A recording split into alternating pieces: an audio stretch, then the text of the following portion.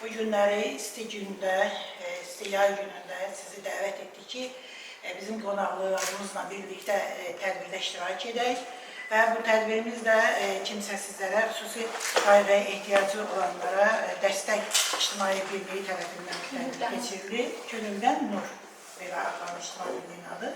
Və bizim əsas kontingentimiz həssas qruplardır və xüsusi qayğıya ehtiyacı olan uşaqlarımızın nə qədər nəyə ehtiyacı varsa, nə qədər köməklik göstərsək də, yenə də onları qane etməyən elə bir səbəblər olur ki, biz onlarla çalışırıq ki, hər dəfə görüşək, onların problemlərini dinləyək və ictimai birliklərin vasitəsilə lazım olan qədər, gücümüz çatan qədər köməkliyi əsirgəməyək.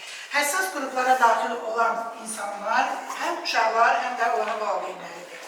Və onlar demək olar ki, cəmiyyətin bütün hüquqlarına malikdirlər.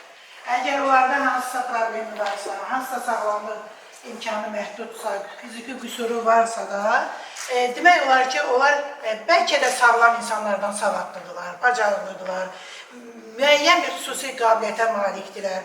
Ona görə də belə bir tədbirlərin təşkilində istəyirik ki, sizin yanınızda olar, siz də bizim yanımızda olasınız və bizim bugünkü qonaqlarımıza təşəkkür edirəm ki, Salyan rayonuna təşrif buyurmuşsunuz. Bizim Salyan rayon icra hakimiyyəti başçısı Rüstəm Xəlilov tərəfindən sizə salamlarımızı çatdırırıq və bizim cənab başçının bütün işlərini icra edən Afiq müəllimin salamlarını çatdırıram sizə və istəyərdim ki, zamanınızı çox almayın. Könül xanım, siz davam edəsiniz. Sevinç xanım, təşəkkür edirəm. Hamınızı salamlayıram. Salyan rayonunda olduğuma görə çox sevinirəm. Çox isti hava olsa da xanım dedi. Bugün burada olduğunuza görə təşəkkür edirəm. Özümü öncə təqdim edeyim. Könüldən Nur İctimai Birliyinin rəhbəri, Sevgi Evi Qadın Uşaq Sığınacağının da rəhbəriyəm. Bugünkü bizim layihəmiz, bizim təşkilatın adı kimsəsizlərə xüsusi qayğıya ehtiyacı olanların sosial inkişafına dəstək İctimai Birliyidir. Və bizim həssas qruplarla işləmək üçün sığınacağımız da var. Orada bizim sığınacaqda da Sevgi Evi Qadın Uşaq Sığınacağı da həm xüsusi qayğıya ehtiyacı olanlar, kimsəsizlər yerləşdirilir. Bütün Azərbaycanın bütün icra hakimiyyətləri, rayonluqlar, polisdən biz əməkdaşlıq edirik. Bugünkü bizim layihəmiz xüsusi qayğıya ehtiyacı olan insan uşaqların valideynləri ilə maarifləndirici işdir. Bugün biz Azərbaycan Respublikası qeyri-hökumət təşkilatlarına dövlət dəstəyinin maliyyə dəstəyi ilə buradayıq və bugün bizim layihəmizin təlimçisi də bizim aramızdadır. Bundan əlavə biz Salyan rayon icra hakimiyyətinə, cənab başçıya təşəkkür edirik, Afiq müəllimə təşəkkür edirik, Rəşad bəyə təşəkkür edirik, Sevinç xanım burada əməkdaş iştirak edir, çox sağ olun sizdə. Ondan başqa bizim Salyan rayon polis idarəsinin əməkdaşı da bizimlə bərabər iştirak edir və Könüldən Nur İctimai Birliyinin sosial işçiləri bugün burada sizinlə bərabər iştirak edir. Və təlimçimizi sizə təqdim etmək istəyirəm. Təlimçimiz pedaqoq, politoloq Zülfiyə Qasımovadır. İstəyirəm öncə təlimçimiz işə başlasın, söhbətə başlasın, sonra davamlı biz bərabər davam edəcəyik. Salam, hər vaxtınız xeyir. Mən də burada olmağımdan, Salyan rayonunda olmağımdan çox şadam. Öncəliklə icra hakimiyyətinə təşəkkürümüzü bildiririk, nümayəndəsinə isti havada bizə şərait yaratdığınıza görə. Heydər Əliyev mərkəzinə, rəhbərinə təşəkkürümüzü bildiririk. Polis işçimizə təşəkkürümü bildirirəm və biz burada Azərbaycan Respublikası qeyri-hökumət təşkilatlarının dövlət agentliyi, dövlət dəstəyinin agentliyi ilə burada, maliyyə dəstəyi ilə burada iştirak edirik və mövzumuz çox vacibdir. Valideynlərə və burada iştirak edən xüsusi qayğıya ehtiyacı olan övladlarımıza da təşəkkür edirik ki, bugün bizimlə buradadır. Bizim əsas mövzumuz valideyn-uşaq münasibətləridir və müəllimlərin dəstəyi ilə bu uşaq münasibətləri.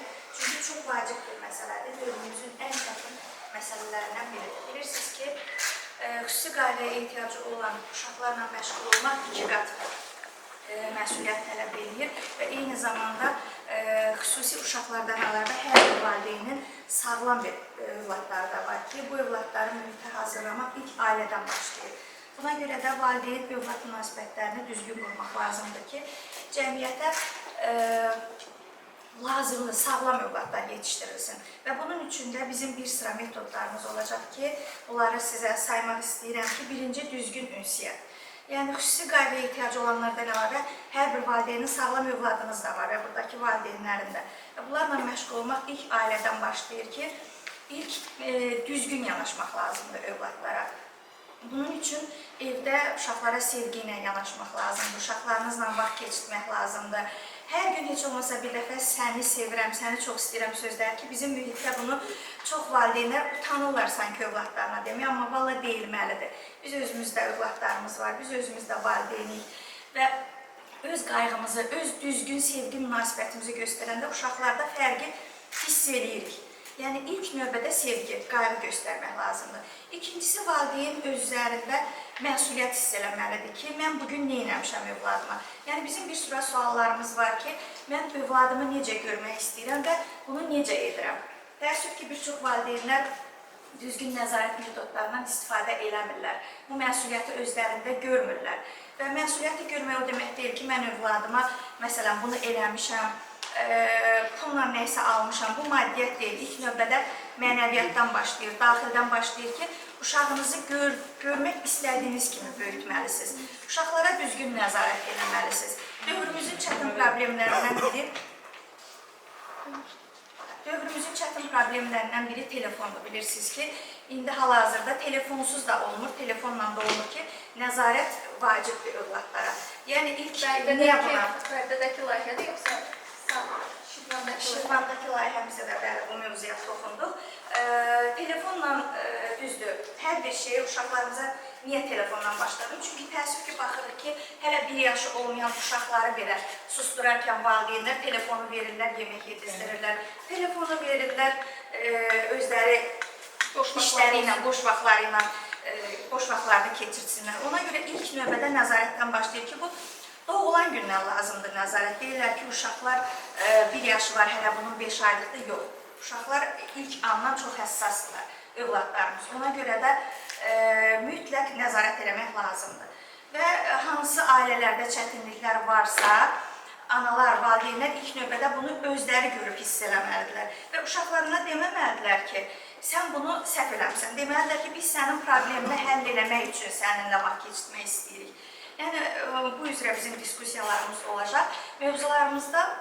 Mövzumuzda daha doğrusu diskusiya formasına gedəcək hansı valideynlər nədən narazılar, hansı valideynlər necə bu yollardan, necə ünsiyyət qururlar övladları ilə, necə nəzarət edirlər və motivasiya. Motivasiya çox vacibdir. Emosional uşaqlarımız var, psixoloji çətinlik çəkən uşaqlarımız var, hansı qurumlara müraciət edirlər, nə edirlər. Yəni, bu haqda indi biz diskusiyalar formasında da təlimimizi davam edə bilərik. Sadəcə biz deyirik ki, ailə-uşaq münasibətlərində polislərimizin də rolu böyükdür. Siz demiş, biz bu qayğılardan uşaqlarımızı... Ən birinci dəstəyimizə polislər çatır onsuz da. Ona görə münasibətlər düzgün qurulmalıdır ki, başqa qurumlara ehtiyacımız olmasın. Yəni, az onları məşğul edək ki, ailədən təməli düzgün quraq. Burada çox valideynlərimiz iştirak edir. Köyün xanıma sizə söz verək, siz də mərkəzin rehber müavin olaraq. Xoş gəlmişsiniz, əvvəllərinizi salamlayıram. Bütün tədbir iştirakçılarını salamlayıram. Sizə bu fəaliyyətinizdə uğurlar arzulayıram. Çox gözəl mövzulara, layihələrə toxunursunuz. Uğurlar olsun, xeyirli olsun. Təşəkkür ederim. Çox sağ olun. Çox sağ olun. Sonra Əsməyə xanım, buyur. Sizdən başlayaq, startı götürək sizdən. Sizə işləyirsiniz, ən çətin, həssas uşaqlarla. Buyur. Halbuki bir yerdə nə qədər tədbirlər keçirmişik. Siz də keçirsiniz, dəvət olmuşuq. Buyurun. Birinci qonaqlarımıza xoş gəlmişsiniz. Xoş gəlmişsiniz. Bu məsələ çox çətin məsələdir. Bilirəm ki, çox ağırlıqda işləyirsiniz. Biraz söhbət edilmək imkanımız oldu xanımla. Mən də bildirmək istəyirəm ki, rayonumuzda olan çətinliklərimiz olanda sizin dediyiniz o fikirlərlə bağlı birinci polis idarəsinə bizim bildirişlərimiz o Sevinç xanıma müraciət edilənlər Sevinç xanıma. Onlar da polis idarələrlə təşkilatçılarla edirlər və bu cümlədə mən öz işimdən danışmaq istəsəm və fiziki məhdudiyyətli gənclərimiz, uşaqlarımız, yaş məhdudiyyəti yoxdur bizdə. Onlara biz kurslar veririk ki, cəmiyyətə inteqrasiya olunsun, cəmiyyətdən ayrı düşməsinlər və özlərini sərbəst hiss edilsinlər və o cümlədən bizim ata-anasız evladlarımız da var, onlar da bizim evladlarımızdır.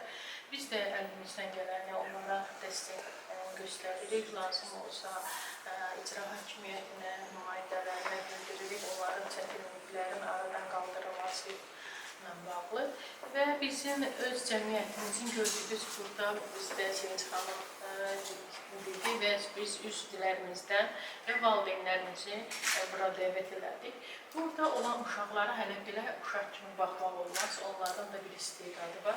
Onları da üzə çıxartmaq üçün bizim boynumuza böyük məsuliyyət düşür ki, illərlə üstlərində işləyirik və ondan sonra onlar özlərini tapa bilirlər, özlərinin yerlərini bilirlər ki, mənim də oğlum Murad 1-ci qrup müəllimlik və bildirmək istəyirəm ki, fiziki məhdudiyyəti olmaq analara çətinlikdən çox düşür və biz onların üstündə işləməliyik ki, biz sabah bir gün olmayanda onlar özlərini idarə edə bilsinlər və cəmiyyətdə öz yerlərini tapa bilsinlər.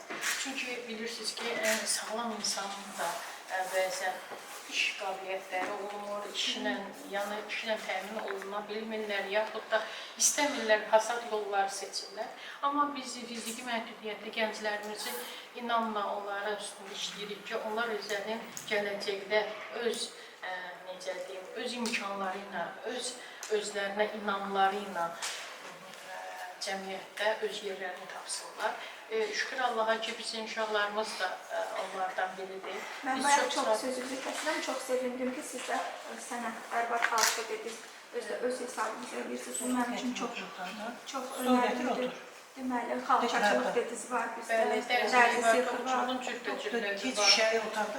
Yəni ki, istəyən hər bir uşağımız, hər bir gəncimiz, bizim böyüklərimiz də var. 65 yaşı oldu, xanım şəhid bacısıdır. Biz ailələrlə görüş olduğu üçün mən onu dəvət edə bilmədim.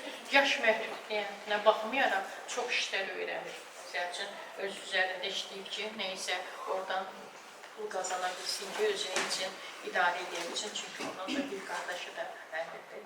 Yəni ki, biz valideynlərin burnuna çox məsuliyyət düşür ki, biz uşaqlarımızı az yaşından neysə onları yönəltməliyik ki, sabah böyük gün onlar kimlərəsə möhtac olmasın və harasa əl atmağa çalışmasınlar. Ən əsası, yenə də deyirəm, belə uşaqların üstünə möhkəm çalışmaq lazımdır.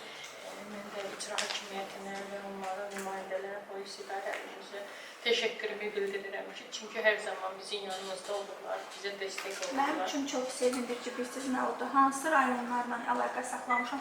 O qədər həssas yanaşıblar ki, icra hakimiyyətləri də, polis orqanları da çox həssas və məsuliyyətli. Həm də Salyan vacib məsələlərlə də yaxşı ki, həll olunur. Salyan rayonunda da Akif müəllimə zəng elədim. Bir kəlməyə dedi ki, siz rahat gələrsiniz. Yəni ki, o qədər həssasdılar ki, yəni ki, bu mənim üçün çox önəmlidir.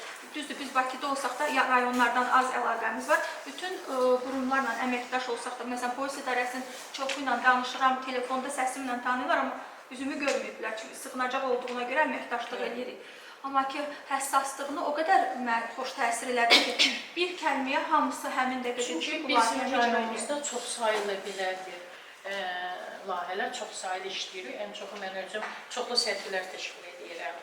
Tədbirlər daima, hər cür üzrə Sevinç xanım gelir. Bizim tədbirlərimizdə hər zaman iştirak edir. Biz bu yerdə Heydər Əli Mərkəzində müdürünə təşəkkür edirik, nümayəndələrdə. Çox sayılı tədbirlərimiz hər zaman burada keçirilmişik. İstər rəsm qalereyasında, istər bizim tarixi muzeyimizdə, kitabxanamızda.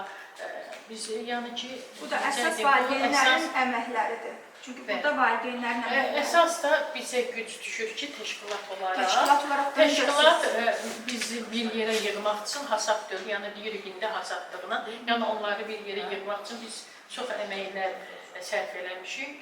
Çox sevinirəm ki, yəni yenə də onlar inkişaf edirlər, hər sahədə özlərinin yer tapırlar. Dəfələrlə evlərdə olmuşuq. Bəli, evlərində bizim iştirakımızla istər təhsil, istər bayram günlərində, istər qeyri günlərdə Rəsmiyyət xanım vasitəsilə biz fiziki qüsurların evlərində olmuşuq. Demək olar ki, bizə lazım olan tədbirlərə Rəsmiyyət xanım köməkliyi ilə biz hansı tədbir keçirəcəksə, rəsmiyyət ona deyir ki, sizin o qrupu yığın biz üçün. Çox sağ olun. Təşəkkür edirəm ki, böyük köməksiniz. İnşallah ki, sizi sevgili qadın uşaq sığınacağında da dəvət edirəm. Hər kəs kim Bakıya gəldi, gəlin. İnşallah, mən tez-tez Bakıda olurum. Gəlin. İnşallah. Qapımız açılır. gələrəm. Gəlin oradakı istiqadəyə ehtiyacı olan. Nəfəmlər, Gücüm çatdığı qədər mən də kömək Siz də edəcəm. danışarsınız, yaxşı. Siz də uşaqlarla işləyirsiniz. Müəllimə, bağça müəllimə. Siz danışın, sonra müəlliməyə söz verək. Mən də təşəkkür edirəm. Elə qurumlara, təşkilatlara çox yük düşür və mövzumuz valideyn münasibətləri olduğuna görə siz də sağ olun ki, valideynlərə dəstək olursunuz və burada biz o qədər sığınacaqda problemli ailələr gördük ki, bunların da kökü ailədən gəlir, ailə münasibətlərindən gəlir və keçən həftə də çox acınacaqlı bir hal olmuşdu ki, analar öz uşaqlarına, tanıdı uşaqlara çox təsir eləyir. Mən özüm ora gedəndə baxıb dayana bilmirəm də, hətta südəmər uşaqları belə atırlar, ailədən ayrılırlar, qayğıdan uzaq eləyirlər, bir günün, bir neçə saatın doğulmuş körpəni belə atırlar. Biz bu problemləri çox görürük və valideynlərin də üzərinə məsuliyyət çox düşür, təşkilatların da üzərinə. Siz də sağ olun ki, yönləndirirsiniz uşaqları, xalçaçılıq dediniz, sənətlə məşğul olmağa, yəni belə Hər övladlara. sahədə biz çalışırıq ki, onları elə yönəldək ki, onların özlərinə həm hasad olsun,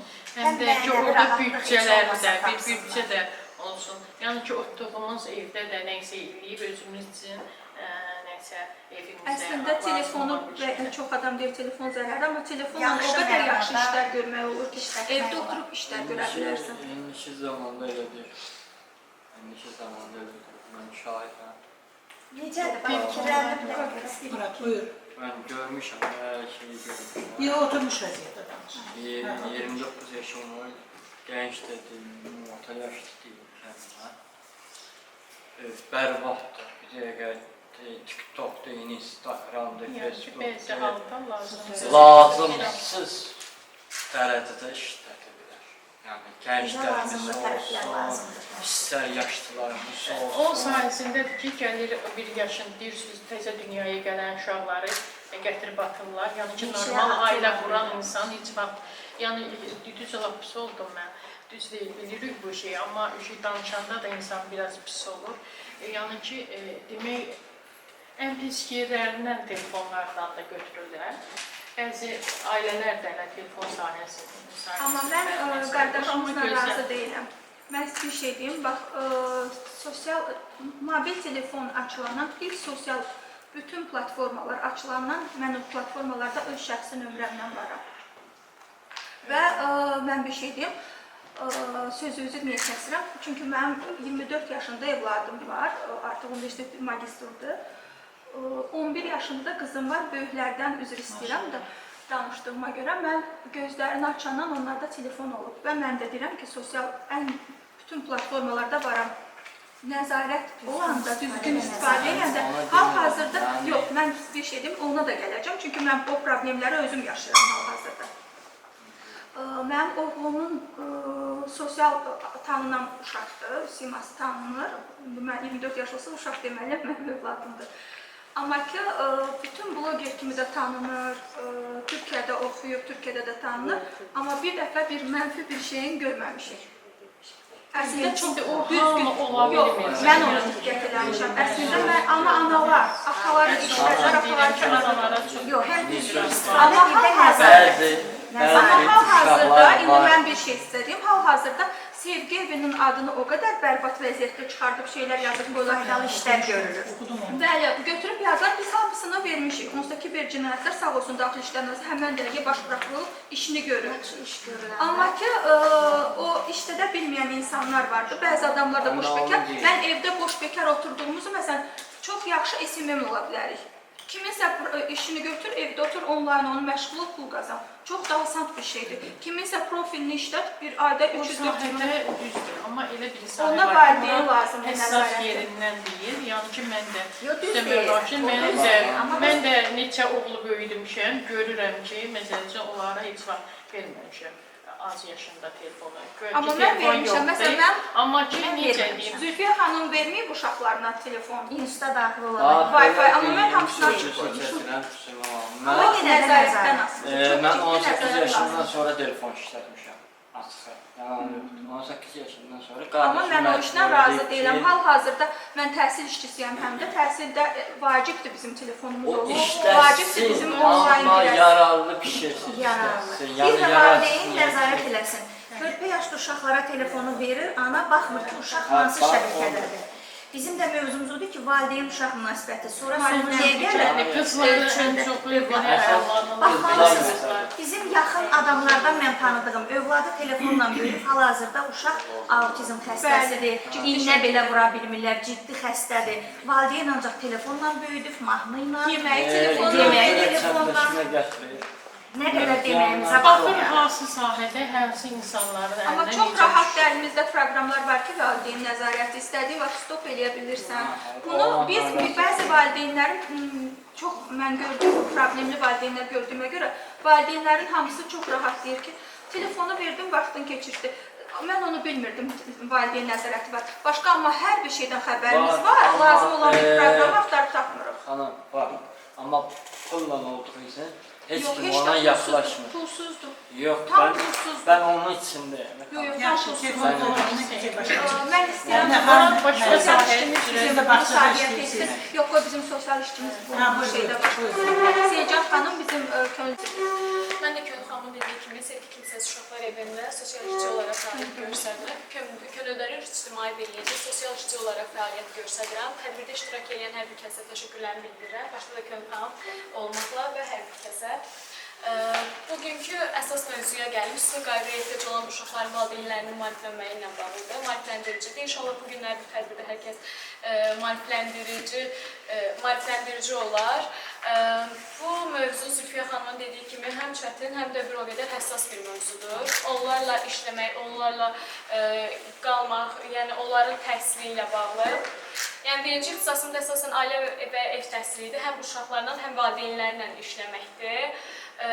Belə deyim, uşaqlar bizim gələcəyimizdirlər.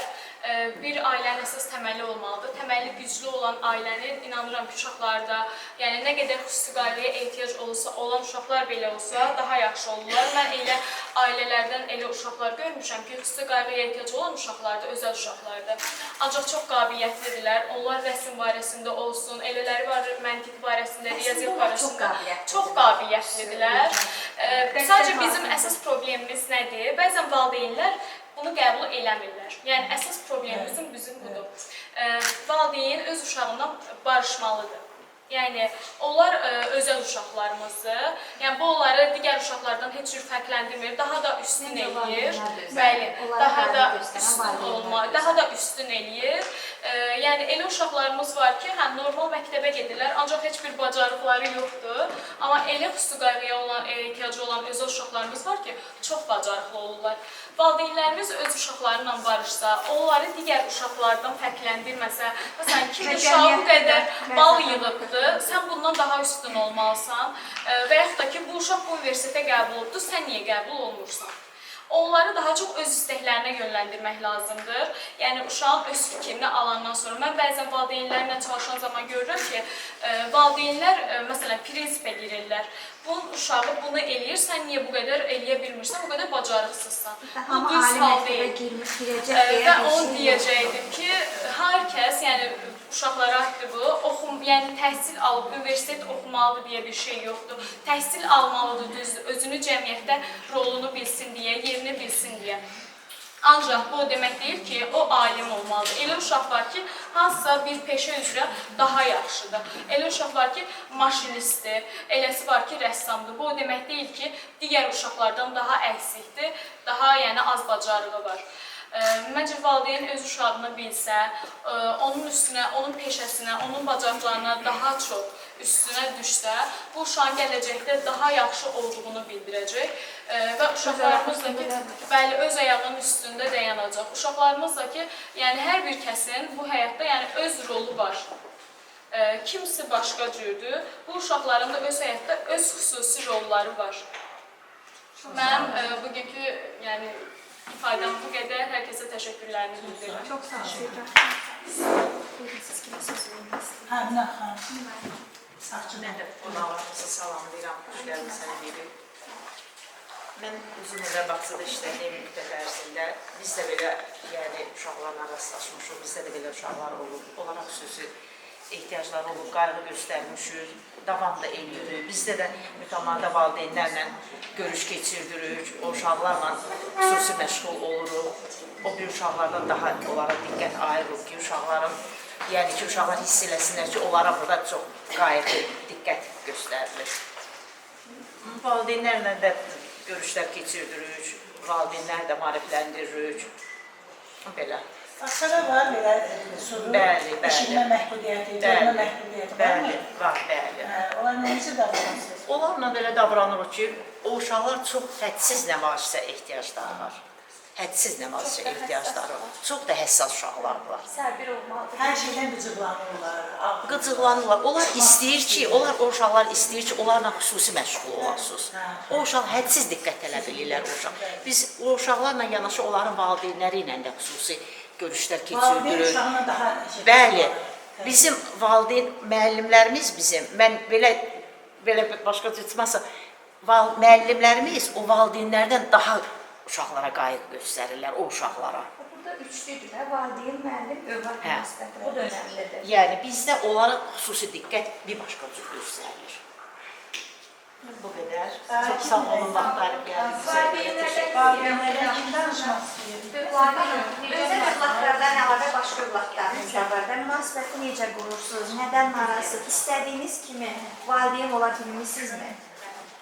Yəni, kim istəyir? Xanım danışmaq Nə suallarınız da varsa. Düzdür, çətin uşaqdır, ancaq sevgi ilə belə diqqət yetirəndə tappaq olur, dilin tappaq olur da yəni. Nə özəlliyi var, nə qabiliyyət, hara yönləndirir? Uşaq özü də sevgi dolu uşaqdır. Hər şeylə. Təhsil alırmı? Evdə alır təhsil. Xanım babayızdır. Zamanda əsəbi ola bilirsiniz, düzdür. Amma yatırırsan o əsəbi ki, çünki uşaq sənə ehtiyacı var, qayğına ehtiyacı var. Danışın bu barədə. Salamünaleyküm. Bir valideyn kimi yanında olurlar. Salamlayıram.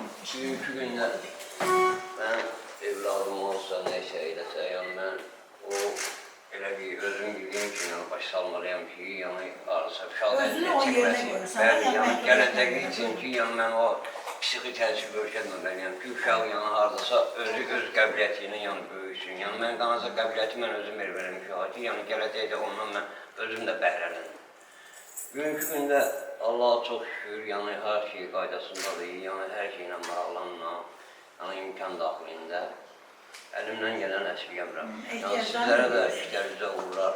Allah razı olsun. Allah Allah sizə can sağlığı versin ki, onu başa çatdırasınız Allah inşallah. Buyurun bəlim. Şəxsən bu xanıma mən təşəkkür edirəm. O şəxsən bizim evdə olub, mənim də suçlu uşağım var. Bizim evdə olub, ondan sonra Mehriban xanım bilir, orada Allah kömək olsun, əlindən gələnində razımdır, eləyir. Allah köməyiniz olsun, gəlmişsiniz, sizə də minnətdarlığımı bildirirəm, təşkilatı gəlmişsiniz. Ehtiyac olan uşaqlardan əlavə evdə sağlam övladlarınız da var və hansı çətinlikləriniz var? Onlarla necə ünsiyyət qurursunuz? Bizim zəmanədə belə bir şey var, cəmaatın uşağı belədir, sən beləsən. Mən onu bildirmək istəyirəm, qətiyyən uşaqlarınıza, övladlarınıza belə müqayisə etməməlisiniz.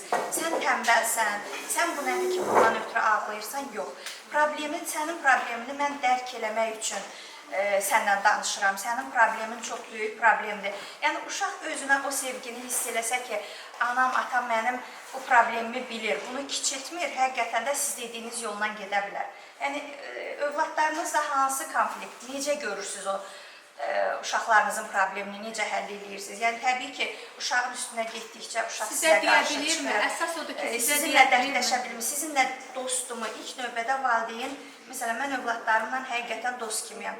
Hər kiçik bir problemindən böyüyə qədər mən onları otururam, dinləyirəm, başa salıram. Yəni, sevə-sevə mənə deyirlər öz problemlərini. Yəni, sizə də deyirlərmi, siz nə edirsinizmi? Bu mövzuda hansısa valideynlərdə diskusiya aparmaq istəyirəm. Çünki əsas mövzumuz valideynlərlə budur. Valideyn-övlad münasibətləri, valideynlərin maarifləndirilməsi. Yəni, maarifləndirmə odur ki, biz dediklərimizin əksinə getməməliyik övladlarımızdan. Onları kiçik görməməliyik də, problemlərini də dərk eləmiş kimi övladımızla danışsaq, həll yollarını tapa bilərik. Yəni necə münasibət Bax bəsləyirsiniz orada övladlarınızla? Başıbağlı Ağsaçlı xanım var. Mən onu çoxdan tanıyıram, bu qızıdır. Və o uşaq da körpəlikdən uşaqla başladı. Hə, çox problemli. Mən yəni daha yaxın tanıyıram. Üzr istəyirəm, adını unutdum. Dur bir də zəhmət olmasa. Yəni o qədər əziyyət çəkir bu xanım qızının üstündə də. Amma yenə də elədir ki, ona bağlanır. Nə istəyir, nə geyinmək istəyir, hara getmək istəyir, nə yemək istəyir. Yəni necə nəzarət edirsiniz, necə öhdəsindən gəlirsiniz, gələ bilirsinizmi? Tutmuşam onu, 4 sənə Can. tutmuşam mən. Nə iş var, işləməyiz. Evdə oturub da işləmək istəyirəm, iş yoxdur. Hər şeydə Ana da arxasında. biraz rahat olmur da, yəni o sərbəst buraxa bilmir. Özü arxasından gəlir. Nəzarət olmalıdır əlbəttə Hə, ki, övladlarımıza ona görə də, hə, neçə ana yaşda problem olursa deyil. olsun nəzarət eləməliyik. Yəni valideynin borcudur. Nəzarətsiz qoyulur. Heç zaman Hər olmur, yeri heç zaman. onunla gedir. Mənim yanıma gəlirlər, kursa keçirik biz ona. Əlbəttə uşaqlarımızı yönləndirməliyik, valideynlərin Çox borcudur. məktəb oxutdurmuşam, amma mənə razılaşsınlar ki, valideynlərimiz uşaq əgər oxuya bilmirsə, məcburən qoyduq bu sənəti oxudu. Ondan heç nə öyrənmirsə, Bayaqki demək mövzumuz. gələcəyi o, mən əvvəldən də o sözünü söylədim, uşaqlar nə içir. O demək onun gələcəyində heç nə yoxdur. Amma ki, bir sənəti öyrənirsə, o sənət ömürlük insanda qalar. Məsələn, mən az yaşımda xalça oxumuşamsa, indiyəcə yadımda qalır. Əsrlər də bəlkə keçsən, yenə dünyaya gəlsən, bəlkə yenə də yadımda o qalar. Çünki özü bir sənət üzündə özü inkişaf elətdirirsən. Bu qızımız da ancaq nə isə əl işi görə bilər. Ona da yönəldirmişik inşallah Əlbəttə ki. sənətə yönləndirməli uşaqlar. Əlbəttə. Hamı deyir ki, mənim övladım ali məktəbə daxil olsun. Hamı deyir, mütləq bu balı yığmalıdır. Qonşu yığdı, mən geri qaldım, bayaqki problemimiz. Amma o qədər özəl əlindən qabiliyyətli iş gələn övladlarımız var ki, kim hansı Biz yolu yaxın istəsə, vaxtlarda ora getməlidir. keçən ay biz xüsusi qayğıya ehtiyacı olanların sərgisinin, əl işlərinin sərgisini elədik. Çox da gözəl sərgimiz oldu. Hələ də bizim indi Sığınacaqda da o sərgini qoşuq yenə sərgimiz olacaq. O qədər gözəl işlər görürlər, həm rəsm çəkirlər. Məsələn, qolbağlar mənim qolumda gördükləri hamısını onlar edirlər. Mən əl işlərdir, hamısı məndə üstümdə çıxardan şəkillər. Niyə çıxartmısan? Mənim 2 dənəsini birini çıxardıb gəlmişəm. Gedən kimi deyəcək ki, Könlana mənim brasletlərimi tapmadı.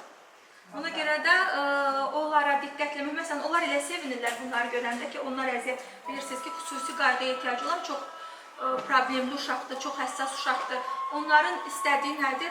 Adi, məsələn, anası üçün bir hədiyyə hazırlayırsa, bir küçədən bir çiçəyi tapıb gətirir, sənə versə, bu çox böyük bir işdir. Onu bacarır, o sevgini səndən görsə, sənə geri qaytarır. Ona görə də sevgini mütləq birinci mənim ən istədiyim sevgi verməkdir. Sevgi. Bir də hər bir valideyn öz övladını tanımalıdır ki, bu uşaq nə istəyir.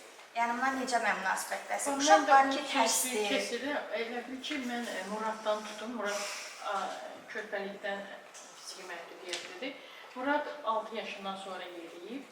Murad da gedərdi həyətdən nəsə bir çiçək qoparıb gətirərdi. 8 martda olanda gedib gətirib qardaşına verərdi ki, burada mamaya söz yazqına verərdi. Yəni ki, uşaqlar öz sevgilərin onunla, onu da dəyərləndirməliyik ki, o uşaq görməlidir. Yəni, indiyəcə mən onları Dəyərləndirməsiniz ki, dəyər görür. İndi sevinç paylaşını gətirir o çiçəkləri. Yəni ki, biz uşaqlarımıza çiçək düzəltməyi də öyrədirik, qolbaq hazırlamağı da sevgini görməsə geri verməz. Bəli, evdə valideynlərdən xahişimiz olur ki, valideyn onun əlindən alıb eləməklə özü sevgi göstərmək istəyirsənsə, kömək edər. Qurudub, balaca, mənim iş otağımdan o qədər var, Nuranə xanım bilir onu. Balaca çiçəklərdir, adi, belə baxanda deyirsiniz ki, məsələn, küçədə hər yerdə olur, Allah güllərsə göy balaca. Onları mən evdə verən kimi mən saxlayıram. Bu, onlar onu görəndə diqqəti, qayğını hiss edirlər. Bunu ata da bilər, amma ki, o onu görmək, diqqət istəyirlər, qayğı istəyirlər. Elə valideynlər var ki, gərək dost olasan. Uşaqla birinci növbədə dost olmaq bacarmalısan. o hər şeyini sənə deyə bilsin. Mən bir oğlum var, 10 yaşında tanıyırsan, mən onunla dostam. Hər şeydə başa salıram, necə deyərlər. Onunla da mənlə qarşılaşır, bazarır. Məsələn, velosiped istəyir. Deyirəm ki, oğlum, yəni yerimiz yoxdur onu qoymağa. O saatdan başına vurur ki, yəni ana deyir bir yol ala bilərik. Amma ki, biz onu qoymağa yerimiz yoxdur. Ona görə uşaqla birinci dost olmaq lazım. Valideyn dost olmalıdır. Elə olmalıdır ki, uşaq səhv eləyəndə nəsə bilir ki, bu iş yaxşı iş deyil də, onu səhv gəlib ürəklə deyə bilsin. Məsələn, adi bir şey deyib də, kiminsə uşağına dava eləyib. Onu gəlib ilk öncə öz övladını sənə deyirsə... Səhvini öz evladında görməlisən ki... Yox, səhvdən danışmıram. Evladın birinci sənə ürəklə onu deyə bilməlidir ki, sabah valideyn də bilməlidir ki, mənim övladım bu səhv eləyib. Mən də başa saldım, ged ona üzr istə, bunu səhv eləmisənsə, bunu qırmısansa, bunu Allah yerinə qoyar. Bundan ötürü də münasibət çox önəmlidir. Buyurun. Oradan da çox gözəl məsələlər yaşanır. Burada valideyn övlad münasibətlərindən danışır. Hal-hazırda bu məsələ çox aktualdır. Belə ki, bir qədər hal-hazırda dövlətimizin də qarşısında duran ən mühüm məsələlərdən biri də ailə və uşaq problemləridir. Bununla bağlı olan layihələrdir ki, dövlətimiz tərəfindən həyata keçirilir. Mən birinci növbədə valideyn uşaq münasibətlərindən nəzər yetirmək istəyirəm. Ailədə mənə elə gəlir ki, ən çox uşağa sərbəstlik və bir qədər də üstünlük meyvanlıdır. Yəni ki, mənim fikrimcə uşaqla bir qədər yaxın, bir qədər dost olma lazımdır. Baxmayaraq ki, o qızlı oğlandır, fərq eləməz. Yəni, onun düşüncələrinə, fikrinə daha çox ehtiyac var. Nəinki bizim ona qarşı olan fikirlərimiz. Yəni ki, biz öz fikirlərimizlə uşaqlarımıza təsir eləməmelidir. Onun fikirlərini nəzərə almalıyıq, onun arzularını nəzərə almalıyıq və onun istəklərini nəzərə almalıyıq. Məsələn, bu əsasən uşaqların ixtisas seçimində öz nəzərə çatır. Belə deyək də, bəzi valideynlər bir qədər bağışının sözünə görə eqaysı olurlar. Mənim qonşumun uşağı falan yerə girib, həmin yerə girib, mənim uşağım həmin yerə daxil olmalıdır. Ya da özü çata bilmədiyi işi istəyir. Amma sən gərək öz uşağının gücünü biləsən, qabiliyyətini biləsən, onun hansı qüvvəyə, potensiala malik olduğunu biləsən ki, gələcəkdə sən özün də peşman olmayasan ki, mən nə görə uşağımın o yox, bu istiqamətə yönəldim.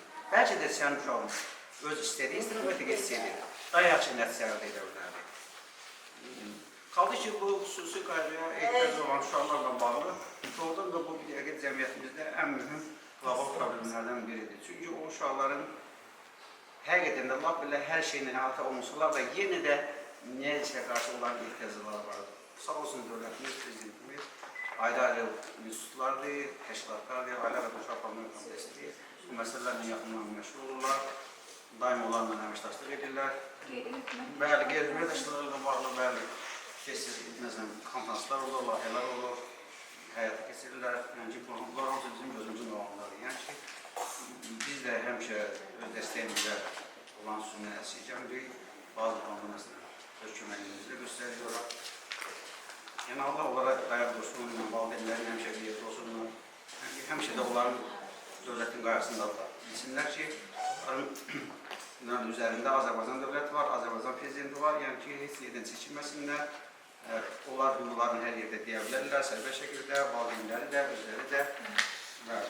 Bu qədər. Teşekkür. Çok sağ olun. Sonra kimin sözü var? Valideyn olaraq istəyirəm danışanlar olsun. Elə yazğın gəldi ki, və belədir də, yəni yer içində məhdədiyyəti var. Onlar xoşlanmırlar ki, ona yazğın gəlsin. Əksinə, bəli, əksinə o sevir ki, sən necəsənsə, onu da elə qəbul edəyəsən. Bax, dünənləri mən bir verişə baxıram, söhbət verişinə. Orada həmin bax, belə insanları dəvət eləmişlər, Dilara xanım verişinə. Və uşaqlar nə qədər istedadlıdır. Deyək ki, eşitmə məhdədiyyətlidir. Amma rəqsi, musiqini eşitmir, rəqsi çox gözəl olur. Yəni, oxuyur. Biri Bayatı Şiraz oxudu, çox gözəl oxudu. Təsəvvür edək ki, autizm idi, autizm xəstəliyindən idi. Amma bəlkə də əsl müğənnidən yaxşı oxudu. Çox gözəl səsləri var, ya qabiliyyətləri var. Nə deyirlər bu, səhnəcik göstərdilər. 2 dənə qız eşitmə məhdudiyyətli idi, danışıq qabiliyyətləri yoxdur. Çox gözəl. Baxırsan ki, bunlarla məşğul olan insanlar həssas yanaşırlar da. Onları üzə çıxarırlar ki, yəni belə uşaqlarımız da var. Valideynlər çıxartmalıdır. Bizim keçən təlimdə var idi, valideyn övladının Down sindromu olduğunu qəbul eləməmişdir. Eləmədiyinə də görə 10 yaşında məktəbə müraciət edir, artıq uşağın 12 yaş var, məktəb axı, məktəbin qəbul vaxtı var. Valideyn öz övladını hər yöndən qəbul eləməlidir, istedadını da, səhvini də, hər bir şeyini qəbul Çünki o eləməlidir. uşaqlar onlar arzu istəklə gəlməyiblər. Siz istəmisiniz o uşağı Bəli, dünyaya heç bir gətirməsiniz. övladın günahı Və yoxdur. övladların da arxasında durmaq bütün valideynlərin borcudur. Mən çünki Sevgi və Qadın Uşaq Sığınacağının rəhbəri olduğuma görə o qədər anasız uşaqları, ataları, mən həmişə ataları kənardan yapıram. Atalar analardan bir pillə bizdən arxadadılar. Anasız uşaq, yetim qalan uşaq anasız uşaq olur. Bu yetim sözünü heç sevmirəm, amma məcburam ki, deyəm ki, başa düşək ki, yetim uşaq anadan qalır. Ana uşağın başında olsa dünya dağla o uşaq quru çörək yeyəcək, amma yeyəcək. Ac qalmaz, geyimsiz qalmaz, təmizliyinə fikir verər anan uşağın. Amma ana uşağını doğulan kimi 1-2 saat bundan öncə doğulub və atırsa, mən burada başqa bir şey... Bilirsiniz, bu da valideyn məsuliyyətidir burada önəmli. Çünki erkən nikah, bir təlimdə olmuşdur erkən nikah. Valideyn məsuliyyətsizliyindən bizim cəmiyyətdə bilirsiniz də belə bir problem də var, ciddi problemdir. Erkən nikahın qurbanları 13, 14, 15 yaşında analar övladlarını meşəyə belə atırlar. Ki, meşədən də polis əməkdaşları tapıb gətirir bizə.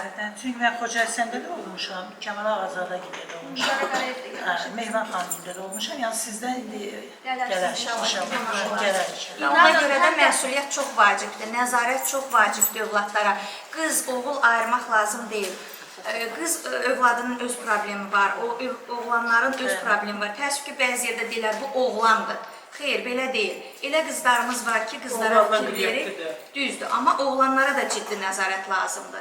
Dövrün ən çətin problemidir ki, övladı ayırmaq. Məsələn, əvvəllər belə bir şey var idi ki, nəyin varsa sonuncu oğlundur. Xeyr, bəs bu digər 3 uşağı, sən 4 uşağı, 5 uşağı, lap bir uşağı atmalısan mı ki, bu sonuncu övladımı?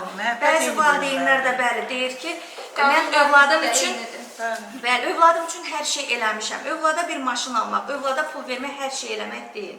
Övlada ilk növbədə doğulan gündən sevgi, düzgün ünsiyyət problemlərini görmək, bir şey eləyə bilməndə sən bunu bacarmırsan, sən tənbəlsən. Yox, belə demək lazımdır. Bu da övladı valideyndən uzaqlaşdırır, yəni soyudur. Bu da valideynləri bu yöndə də maarifləndirmək lazımdır ki, hər bir şeydə, hər bir problemdə övladın problemini göz önünə alsın. Hər gün desin ki, mən bunu həll eləyəcəm. Amma deməsin ki, mən onsuz da hər şey eləmişəm, ala bu pulu get, bunu həll elədim. Və qayğı diqqət göstərilən övladlar da sonra öz ana-atalarının qədrini bilir. Əlbəttə ki, qayğı görürlər, qayğı göstərir. Bir də övladlarınız var ki, məsələn, xasiyyəti tərsdir.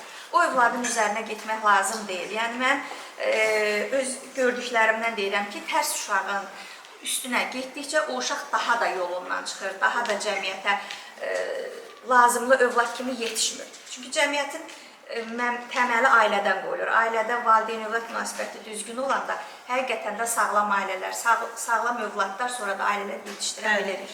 Gönül xanım, deməli bizim məhkəmə proseslərində bir qiymətləndirmə aparanda ailənin boşanma, dağılmasına biz istədik ki, görək necə olur. Uşağın qüsurlu olduğuna görə ata atıb çıxıb gedir. Mən də rastlaşdım. Çox olur, çox müşahidələrimizdə var. Və ata qəbul eləmir. Çünki deyir, mən onu saxlamaq imkanım yox, çətindir, böyüdükcə lap çətinləşir, ağırlaşır. Və biz dövlət müəssisəsinə məcbur olmuşuq, yerləşdirmişik onu sağlamaq imkanı məhdud olan uşaqlar üçün. Sonra ata qayıdıb gəlir ki, mən harada görə bilərəm onu? Hara göndərmişsiniz? Axı dövlət üzrə artıq sahib olurlar. Dövlət onu atmır, amma valideyn atır. Məsələn, ana deyir ki, mən gedib başqa yerdə işləyərəm, amma dövlət baxsın uşağıma. Yəni, belə də valideynlər var. Amma elə valideyn, bax, burada yanımızda, çevrəmizdə olan valideynlər var ki, biz həmişə tədbirlərlə oluruq. Resmiyə xanımın vasitəsində onlar biz çağırır. Və sonra da o valideynlər gəlib tələb edirlər ki, mənə baxsın o uşaq. Niyə baxmalıdır ki? Bir valideyn var ki, Sevinç xanımın yanına gətirmişdim. Yolun biri, əlin biri yoxdur. O yoldaşı atdı ki, uşaqlar çox ağıllı uşaqlardır. Anasına o qədər bağladılar ki, o sözün qüvvətini deyirəm. Ana o qədər onları sevgi ilə yanaşır ki, bir ata evində bir dam var, orada qalırlar. Amma o qədər sevgi ilə qalırlar ki, belə analara daima dəstək olmaq lazımdır. Sağ olsun, Sevinç xanım da köməklik elədi. Mən Sevgi və Qadın Uşaq Sığınacağını yaradanda ana uşaq niyə götürdüm, uşaq götürə bilərdim. Məsələn, orada bilirsiniz, ana uşaq deyəndə deyirəm, anadır, baxmayıbsa, evdən kənara atıblarsa, imtina etsə uşağının yanında heç olmasa burada dayansın. gələn uşaqlar gələndə analarını axtar. Birinci sözümüz olur ki, bizim işçilərin hamısı bilir. Anasına təklif edir ki, qal uşağın yanında, bax da burada yeyirsən, içirsən. Yox, birinci söhbət telefon alınacaq. Deyirəm, bəli, telefon icazə yoxdur burada. Onda bitdi. Uşaq telefonla önəmli deyil. Deməli, telefon daha önəmlidir. Uşağım qalsın, onda mən gedim işləyim, ha vaxtsa gəlib götürəm. Sonra o uşaqdan da sevgi, mərhəmət gözləyirlər ki, niyə bu uşaq bu anıya baxmadı?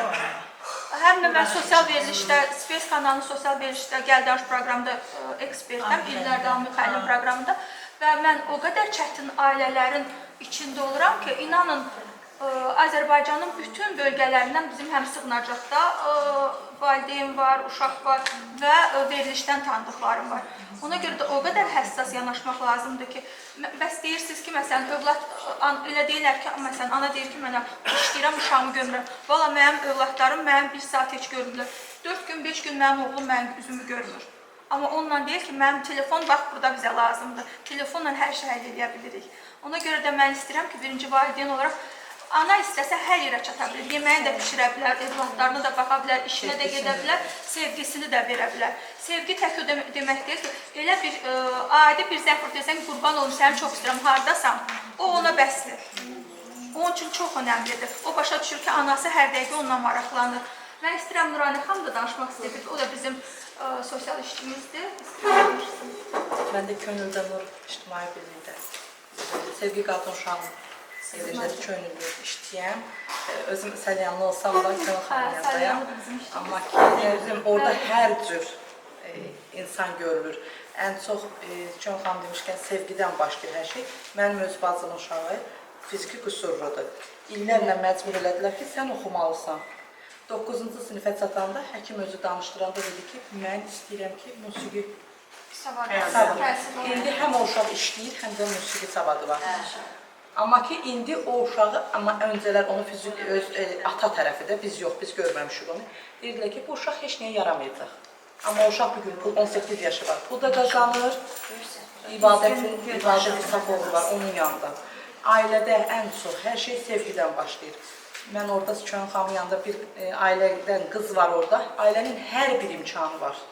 Hər biri, o yetəri qədər, o qədər imkanlıdırlar ki. Yəni o uşağın bəlkə də, amma o uşaq sevgini görməyib. Onun atasını özümüz danışdıranda bir ataya sual verdim ki, o qızın sizə qarşı sevgisi yoxdur.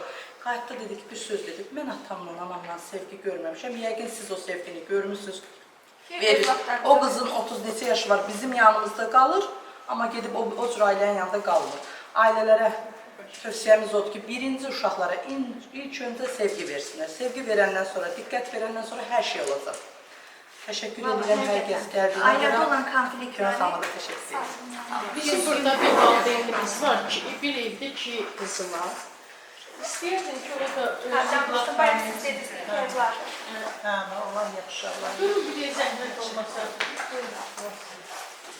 O çox əziyyət çəkir ki, evladı. Buyurun xanım. Yəqin ki, qızlarla rəfiqəli edirsiniz də, var kimi yox. Şanslı anasız bir kızımız var, ən şanslı analardır biz olanlar. İlk kəlmə demək olsun, istəyirsiniz, mən deyim, o da Hər deyim, o danışmaq. O xanımımızın 2 evladı var, bir evladı mən özüm onun məktəbdə yetim verdim, məktəb mərkəzini mən iştirakı yaradardım. Orada təsadüf görmüşdüm, yadıq qızımızdır. Gördüm ki, sinifdə uşaqlar hər biri gülür, biri bir şeydir, o özünü pis hiss edir. Mən ona yaxınlaşdım, sonra onun ailəsini tapdım. Düzdür, nənə biraz kaprislərlə, çox elə. Sonra o qızımız bir ildən sonra toxumağa hamı öyrəndi. Sonra rəqs üzrə Azərbaycan üzrə, rayonlar üzrə birinci yeri tutdu. Azərbaycan üzrə də 2-ci yeri tutdu rəqs eləmədə. Çox gözəl kuklalar, zəmbillər, cürbəcür şeylərdə toxuyur. O biri bacısı Rəhimə. Rəhimə tuturum, bir də istəyirlər. Rəhimə istəyir, rəsim çəkir. O Rəhimə qızımız rəsim çəkir. Ailədə gözəl rəsim çəkirəm. Sən deyirlərsən, Rəhimə, sən özün danışsın. Yaxud istəyirsən, sən dur danış. Amma ki, sizə necə ailə ilə yanaşır, Evdə vəziyyət sizə qarşı Nənələrinə sevgisinə, qayğısına. Razısınız? Ana ki sizə Nənə analarına razı mən. Səsini qaldırır sizə nəsə. Nənələri çox şey kapıldı. Nənələr kaprizlidir. Ona görə də nənəsi ilə ünsiyyətdən uzaqlaşdırır. Kaş ki, nənə də burada olardı. Ya da nənəni özlüyün ola gələndir. bir tərəfdən elə bilir ki, yaxşılıq edir, bir tərəfdən də nənə valideyn heç vaxt istəməz ki, nəyinsə pis olsun, amma çətinlikləri çox olur onların. Yaqutu deyirəm ki, mən onu o vəziyyətdə görəndə sinifdə də, məktəbdə də biraz yaxşı baxmaqda. Sonra onların məktəbdə bir tədbiri oldu, orada rəqs elədi. Orada təsvir elə ki, valideynlər, həmçinin müəllimlər təəccüblə baxdılar ki, Yaqut. Təşəkkür edir ki, niyə olmuyor? Niyə olmuyor? Yox, axıra zamanlar oldu. Yaqut indi nənəsi sən icazə vermir, Yaqut illərdir biz yine bütün tədbirlərimizdə, rəqslərimizdə olur. Böyüksə yazılır, İndi böyüyüb də maşallah böyük qız olur. Yəni, demək istəyirəm ki, evdə bir nəysə, bir tərəfdən qayğı deyəndə, bir tərəfdən də zərbə olur da uşaqlara. Ana da ki, əlinə gələni edir. Ana buradadırsa, demək ki, çox şey demək. Covid necəsiz, çay su daşıyor. Məncə yeniləyəndə bir də nənə xəstəliyik. Dekun sözü desin, sağollaşaq, çox qoyacaq. Yaxşı. Neyse, Covid içerisinde sağ olun. Tamamlasın. İlkin olaraq sizlərə onu bildirmək istəyirəm ki, təlimimizin mövzusu maarifləndirmədir. Burada da ən vacib məsələlər konfliktlərin, ailə-arası münaqişələrin, övlad-valideyn arasında necə həll olunmasıdır ki, çalışın heç vaxt övladlarınıza səsinizi çox yüksəltməyin. Həqiqətən, bu neçə yaş olur olsun, övlad özünü şəxsiyyət hesab edir. Müasir dövrdə də bizim keçmiş dövrlərə görə, müasir dövrdə hamı demək olar ki, uşaq doğulandan biraz sonra başlayır özünü şəxsiyyət hesab eləməyə. Çünki düşüncələr dəyişir, dövr dəyişir. Səsinizi qaldırmayın, uşağınızı çalışın alçatmayın. Uşağınızın hər bir problemini hər gün həll eləməyə çalışın. Çünki uşaqlar bizim gələcəyimizdir və sağlam övladlar da sağlam ailədən çıxmalıdır. Ona görə də çalışın, heç bir vaxt uşaqlarınıza qayğı ilə yanaşın, pis münasibət bəsləməyin, səsinizi qaldırmayın, başqaları ilə müqayisə eləməyin, kiçiltməyin bir sözlə. Uşağın hər fikri ilə bir böyük insan kimi, dost kimi danışsanız, valla nəticəni görərsiniz. Nə sualınız da varsa verə bilərsiniz, çətinliklərlə bağlı. Bəli, səbirli olun, övladlarınızı səbirlə böyüdün. Suallarınız varsa bizə sual verə bilərsiniz. Dövlət qurumlarımız da var ki... Peşin sözüm var. Ha kızım? Neyse sözüm var. Ha? Dövlətimiz də bu yolda mühüm addımlar atır. Çox gözəl psixoloji dəstək mərkəzlərimiz var. Yenə Reabilitasiya mərkəzlərimiz var, qurumlar var. Bizim təşkilat qaynar xəttlər açıqdır. Çalışın vaxtında probleminiz haqqında məlumat verin ki, pis nəticələr əldə olunmasın.